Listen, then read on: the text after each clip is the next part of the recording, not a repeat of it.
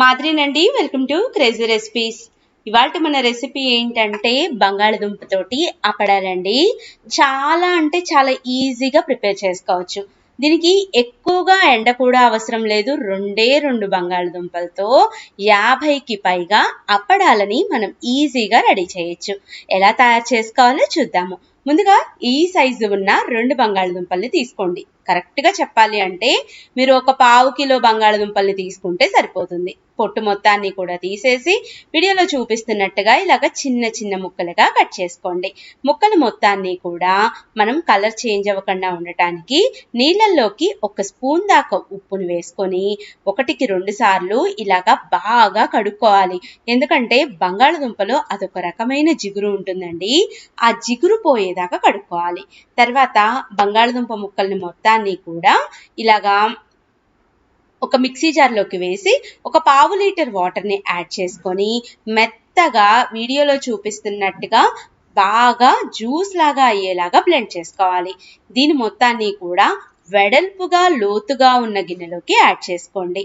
అలాగే ఇప్పుడు అదే కప్పుతోటి ఒక 2 కప్పుల నీళ్ళని కూడా యాడ్ చేసుకోవాలి. అంటే మీకు 1 కప్పు బంగాళదుంప జ్యూస్ వస్తే అదే కప్పుతోటి 2 కప్పుల నీళ్ళని యాడ్ చేసుకోవాలి. ఇది కరెక్ట్ కొలత అండి.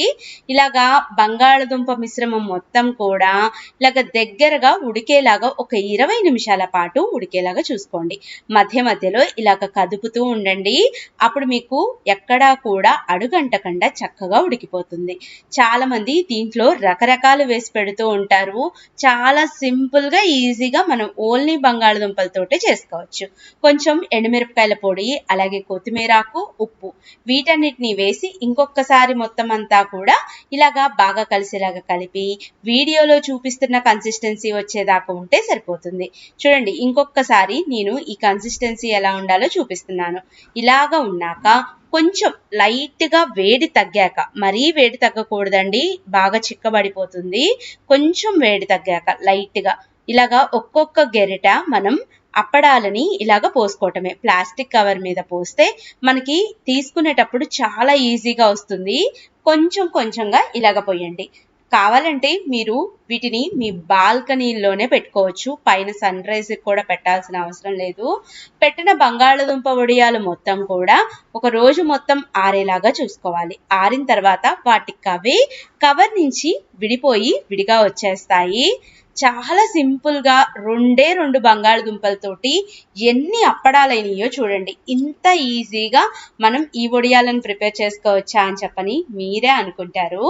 చూడండి, మొత్తం కూడా మనకి ఇలాగా కవర్ నుంచి విడిపోయి వచ్చినాయి కదా.